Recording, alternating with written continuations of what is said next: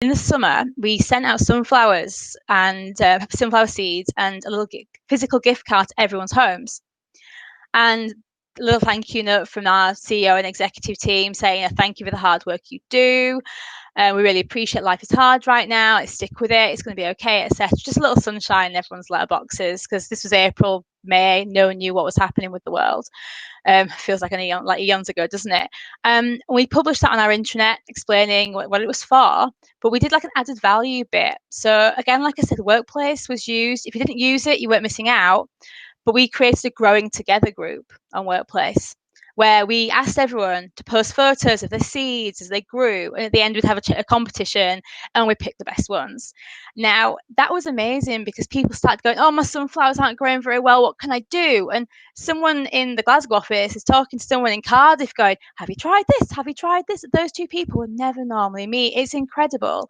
And then actually, speaking of the Glasgow office, they actually pooled their sunflower seeds together because some of them were still working in the office because we're key workers. They've got a rooftop garden and they pooled their seeds and made a little garden together. It's true. This story is like so beautiful about collaboration. I'm like, this is the made up story. No, true story. It's changed our culture completely. I find it really interesting how people don't realise, a lot of people don't realise that everyone can influence company culture and contribute to it. It's not just about leadership or people above you. It's everyone has got a part to play. And I think a great culture is where that is really obvious and people feel that they've got permission to contribute to the culture. Because even thinking about how you see org charts and things, you often see your senior leadership and then everyone flowing down like a family tree.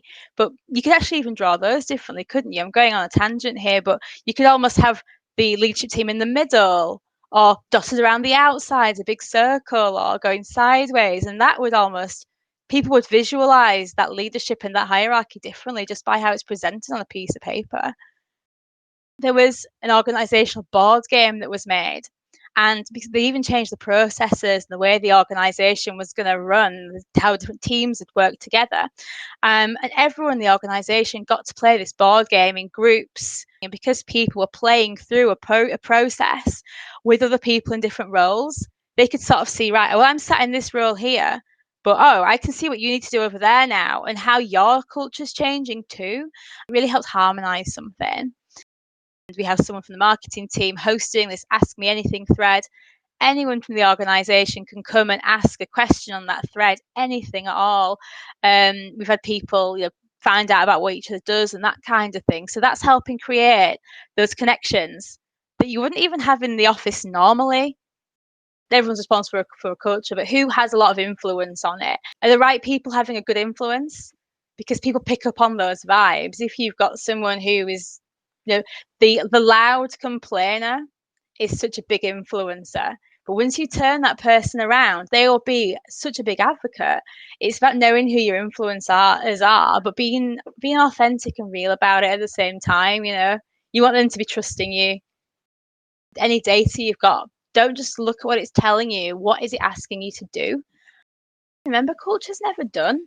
So as much work as you're going to do on it, there's never an end date to it. It's not a project that can stop, which I think is really interesting because people come and go and change. Don't just sit back there and go, oh yeah, well, culture's for the leadership, not me, because it's not. Work isn't just everyone's life, is it? People have home lives and personal lives. And if you're going, oh my God, they're so disruptive, you don't know what's going on in that person's life either. And it made me sound like a bit too a suck up in a nice person, but I always try and remember that people are people at the end of the day. That was not meant to sound schmoozy.